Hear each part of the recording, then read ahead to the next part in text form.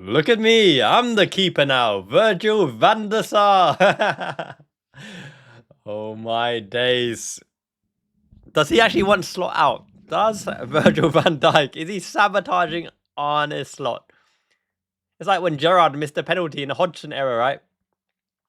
He's channeling his inner Thiago Silva, because Thiago Silva, watch this. He loves a good innocuous handball out of nowhere. It's like the RKO out of nowhere in the wrestling terminology. Under no pressure, calling for a foul beforehand. Wow. Anfield is no longer a fortress. It's a little playpen where the opposition come to play and Liverpool watch them for days while they score into our goal. Wow, getting trounced by PSV Eindhoven at home. This ain't even top tier European brass, and this is a team well familiar to Arne Slot, the way they play, and the Dutch pride as well. What was that? 5 a.m. Japan folk have to wait and wake up to watch this absolute mugging. Now we're going to talk about Arne Slot out in a bit, right? And whether it is time to call it, or whether he can be excused, right, through scenarios and circumstances beyond his control, right? But I know everyone's emotional, frustrated, but let's get through the analysis, putting emotion to a side, because that's what we do. If you want to see rage baiting, hate filled, Salah's a disgrace, all this malarkey, then you know where else to look, right? But here, let's analyze the problem and what Liverpool can do to solve it, because overall, we need Liverpool to get back to winning ways, and that's what we all need, right, to make our day. So, yep, smash a like, subscribe if you haven't already. This is the channel Substance in Abundance. I give you the tactical treasures of that measure, and hopefully everything I say resonates, so there's at least some grounding into why we are utterly pants and diabolical right now, why we are definitely not cream of the crop, and a lot of it is on Arne Slot as well. So it's the same boring, tried and tested formation, which leaves Salah isolated. Check out the video of why isolated Salah is not thriving without the press. I made it in the last video. I'll link it at the end of this video, as well as all of the circumstances around why this formation is not working as well. I'll link that video at the end as well, so check them out if you haven't already. But he is tactically clueless at the moment. The system is not working. The definition of insanity is doing the same thing over and over again, expecting different result. Not only are we not getting a different result, we're progressively even getting worse and worse against worse teams. PSV Eindhoven, Champions League, when the Champions League is at stake, with the money in the Champions League, with the money in the Champions League places in the Premier League top 4, top 5 finish, and we're faltering as well. Is that what, 7, 8, 9 losses? Incredible. It must be like 70 odd years since we've had such a bad winning run, right? No, I know Jurgen Klopp lost a lot at Anfield back to back, and injuries could be excused, and the squad is nowhere near as powerful as Arne Slot's squad right now, and he didn't have the transfer war chest handed to him either by FSG. But Klopp was building something. It's completely right to say, from doubters to believers, Klopp gave us a pride back. He gave us a fighting spirit, the underdog, the warrior, the fighting mentality, epitomized by Wataru Man Mountain Endo, Wataru Endo, Jordan Henderson, James Milner, Gini Wijnaldum, Fabinho, the fighters in midfield, even Thiago Alcantara, the silkiest orchestrated maestro, one of them of all time, right? Comparable to Zbigniew Boniek, comparable to Michel Platini, comparable to Javi Hernandez, comparable to all the midfield dons in the middle. He showed the fighting spirit, slide tackling, dueling for everything, pressing and fighting as well. He mentioned in an interview that's what Klopp wanted. Klopp made you believe that we could come back from a 1-0 deficit, from a 2-0 deficit. He made you believe that even though we get trounced, we're going to fight and leave every ounce of blood, sweat and tears on the pitch. What does Arne Slot's Liverpool show you? The fact that Salah never gets substituted, how he lasted, I will never know. Why he even started, I will not know as well. People say that we can't use Wataru Endo because we're not in the lead in a game. That's a load of BS. You do know that if he's on the pitch, a defensive midfielder, it doesn't matter your stature, your profile, your age range. He will give the shielding in front of Van Dijk and Konate, and it makes a different game. You know why Van Dijk looks so silly this season? Because he's next to an absolute clown fest. Not necessarily to the left, because look, Kirk is still adjusting, and Robertson is a steady Eddie. But what is Konate doing, right? People say his head is in Real Madrid. Real Madrid won't want him in the current state and form. He should be signing that contract as soon as possible, because that contract will probably be withdrawn, considering his lack of form and class at the moment. But is it all Konate's fault? It's not, because we know his weaknesses and the opposition know his weaknesses, and they're clearly targeting him because he is a weakness at the moment. Now, how do we get back to winning ways, right? How do we get back to winning ways? It's a one-man band at the moment, a one-man team. Szoboszlai is in the form of his life and trying to carry us even from a right-back position, and he should not be a right-back position, because Jurgen Klopp learned that you can drop a Henderson and a Fabinho into the centre-back position in injury crisis, but then you lose the midfield shield in front of you, and they are world-class at shielding defence. So even Reece Williams, not even a quality League Two player, he can't even compete in the Championship. Reece Williams and Nat Phillips can put in a performance and be protected if you have a quality system, tactical allegiance into giving balance and defensive shield in front of the back line. Now, that brings me back to Wataru Endo.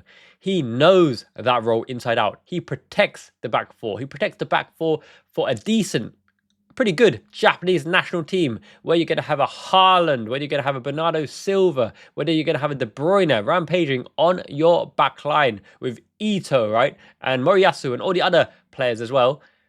Endo can shield them, and he does it super, super effectively. Now, that's all you need. A proper defensive midfielder, a tackler, a cruncher, someone who's aerially dominant, right? Someone who's disciplined, sits there, holds the line, is not afraid to give away the dirty fouls, the black arts of off-the-ball defending and rigidity, knocking them off the ball, flattening people, getting the crowd on their feet. We have no bite, we have no fighting spirit, our press is non-existent, and still Arne Slot wants an attacking, overdrive, overloaded, front pressing, push as you like, 6 who vacates position in Gravenberch. Now, Gravenberch was a technical marvel, but I wouldn't call him a disciplinarian. I wouldn't call him a tactician on the pitch. That is actually McAllister, right? Curtis Jones put it best in a post-match interview as well. We're disgraced, we're shocking, we're disappointed, him as a player and him as a fan as well. McAllister is tactically disciplined. Endo is tactically disciplined. Drop Gravenberch. He put in a stinker and a shocker against the Dutch team that knows him well and that he knows well as well. Put McAllister and Endo in front of that defence and let Szoboszlai have a free roll from the 10 position, which is probably one of the main winning scenarios that won you the Premier League last season. Arne Slot, I'm talking about. Szoboszlai in the 10 position helped you win the Premier League because he was a three-man press all on his own, doing the pressing for Salah, backing up Lucho Diaz's press, backing up Diogo Jota's press, backing up Darwin Núñez on the press, covering for Cody Gakpo as well. He was a man-mountain action man, all Rambo style, appearing everywhere. Braveheart was Dominic Szoboszlai, and he's trying to carry us even though you're deploying him at right back this season. Unbelievable. And for everyone who says Calvin Ramsey should have played, Calvin Ramsey can't play because he's not registered, because in the European competition, even of his age, he has to be registered. But he can play in the Premier League. But Endo, 100% should have started in a Champions League fixture. Sure, you might not trust him in the Premier League or whatever, and he can't carry the ball laterally, but he would have saved your bacon by giving you a clean sheet, to give you a chance to take the lead, something we haven't done for God knows how long. It doesn't matter, for all the possession and control and attacking intent. We haven't taken the lead. Why? Because we concede first. Why do we concede first? Because the system does not protect the back line. It's exposing an aging Virgil van Dijk, who is not shit, by the way. Virgil van Dijk has never been shit, but he's making mistakes. Why? Because he's under the cosh, under pressure. But in this particular night, he was not under pressure. He made an individual mistake, which of his career's worth, he's due a few mistakes because he's been a colossus, a Rolls Royce for season after season. But now we are massively exposing Mo Salah without a system that suits him and without our pressing players, which have all got sold in the summertime without adequate replacements in terms of pressing style. Not in terms of quality, because they are quality, and you can't play with quality in the system. Look at Barcelona with their tiki-taka, Xavi, Iniesta, even Pedro, even Ansu Fati, even, surrounded by Messi. Obviously, Messi's the maestro and a genius connecting all together. But you can play without an offensive press. But Liverpool have always been about in-your-face, ruthless aggression. Press them till they dropped. Anfield crowd gets up, slide tackle for a throw-in, cheering off the roof of the Raptors. Not the slow, boring, methodical Dutch whatever. This isn't even a Dutch style. This isn't even the WM style. This isn't Rinus Michels tactical mastery. This isn't Johan Cruyff tactical mastery. This is boring back to front, forcing through the centre, hoping the wingers have a moment of inspiration, no connectivity to the front man as well. Now we bring Isak off the bench, and once again, starved of service. Absolutely starved of service. I heard a joke somewhere, someone say, let's give the managerial role to Mo Salah with assistant Cody Gakpo. I'm not sure how good that will be, because the first thing they'll coach is cut inside and take a shot, which isn't going to benefit Isak or Ekitike whatsoever. The side is imbalanced, it's improper, and not because of personnel, because tactically it's a farce. It's set up absolutely diabolically. You protect the back line, you protect the back four, you make it hard for the opposition. Arne Slot even joked in a pre-match press conference when we had less possession against Real Madrid and slightly less against Aston Villa, right? We played better and we actually won those games. Why did we win those games? Not because of some tactical masterclass, because Unai Emery and Xabi Alonso felt they needed to do one up on Arne Slot and be tactical innovators to overplay and over-engineer system, in which case we battered them because of physicality of Premier League team, doesn't matter Liverpool particularly, against Real Madrid, and we cut through Aston Villa by hook or by crook or through slight luck, because Aston Villa did okay on the day, right? So Arne Slot's tactical acumen has gone out the window. He needs to go to basics. Everyone knows. It doesn't matter what players, it doesn't matter how crap Van Dijk or Konate want to be, or how out of form or isn't settling Milos Kerkez is, or our right back troubles. Every Premier League defense. This is what happens in FA Cup and Europe, Europa League or Carabao Cup. Every minnow, every lower league team knows how to set up a defense because you just put the people in position to block the passing lanes. That is what zonal marking is actually for corner, putting the players in position, making it difficult for the opposition to score. You do the same in a tactical setup. 2 in front of the defense or back 3 with 2 in the pockets for the long diagonals. You cover the defense. You don't have some kind of kamikaze Gravenberg breaking your own lines, getting dispossessed, and you're under the cosh with no 6 in sight. You don't have progressive midfielders. You don't press in a 4-2-4 press, overloading in a wild goose chase where they play through your 4, and now it's going to be their 4 against your 2 in midfield. And when one of the 2 is McAllister, who can't cover anything at the moment, he's probably enjoying being a dad. Fair play. Being a dad is wonderful, by the way. We're hopeless at the moment, and it all starts from Arne Slot's tactics. Now, is Arne Slot massively under pressure? Yes. Is his position untenable? Probably is, you know. Is Richard Hughes and Michael Edwards looking at his successor? They would have been looking at his successor and all across Europe, even when we won the Premier League, because it's part of their job to be responsible, to have a contingency plan. Arne Slot is earning a proper wedge at the moment, and there were talks about a renewed contract after we won the Premier League, of which he hasn't signed yet, which is probably a good thing because he has to pay less compensation. Now, what does Arne Slot's backroom staff do? Sipka Holshoff, right? We know Heitinger, who helped Gravenberg be the defensive solid war and 6 of Slot's dreams last season, went to Ajax and failed miserably. Pep Lijnders never worked under Arne Slot, so I don't know where some people are getting that from. Pep Lijnders under Manchester City, they're drowning, they're volatile, they're vulnerable. They have a soft underbelly as well, and no world-class players to dig them out. If Haaland isn't firing, they fire everything and are so dependent on Erling Haaland. Okay, so Man City ain't it either. Pep Lijnders ain't it.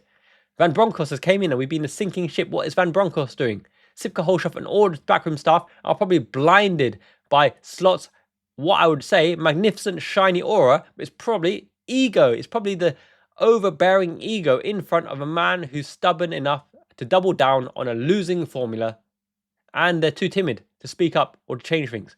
But then again, they are part of the same crew. So whatever they're doing, they must have all decided as a consensus together that this is how we play. And my goodness, that play is relegation fodder tier. We are losing to every team. PSV would not be able to compete in the Premier League week in, week out. They would get battered by Granit Xhaka's Sunderland. They get battered by David Moyes' Everton. They get absolutely battered by Tony Pulis's of the world, Sean Dyche's of the world. They'll get battered pillar to post. And Liverpool got battered by a PSV side that have no right to do anything at Anfield. Anfield was silent. People are leaving. Jurgen Klopp, when he first came in, brought people's hands together, hopes and hands and hearts together, and said, you stay for the 91st, 92nd, 93rd minute. You paid all your money to travel and get a ticket at Anfield, and you don't leave because we can come back. Look, Triple Me Mia, come here. Come here. She would be a better manager than Arne Slot. Look at this rainbow band. She is the solution. This is the hopes and dreams of Liverpool fans worldwide. Mia, I love Liverpool. She loves Liverpool. We all love Liverpool. And this Liverpool at the moment is unrecognisable as a Liverpool team. I'm so glad I've got her because she's a shining beacon of positivity to show there is light at the end of the tunnel. But I think sooner than later, they've got to identify a solution because the players have lost faith in... shield. These are shields. These are stickers. These are light covering stickers. My aircon up there is emitting a blue LED light. I use this to cover it. Right now, the light cannot be seen, but we need the light at the end of the tunnel. And as you'll never walk alone has a real meaning. We need to bring back that mentality that no matter what time and what scoreline, Liverpool can come back. The fans believe, the fans shout, and the fans stay. When the fans have turned their back on the manager and the tactics, and you got it, and don't believe that he can turn things around. You got it. Then the writing's on the wall, my friend. It's just a case of when and not if now. But they need a suitable replacement. Gerrard as an interim, questionable. Van Bronckhorst as an interim, even more questionable. Who would be the long-term solution? Unai Emery's got a good thing going at Aston Villa.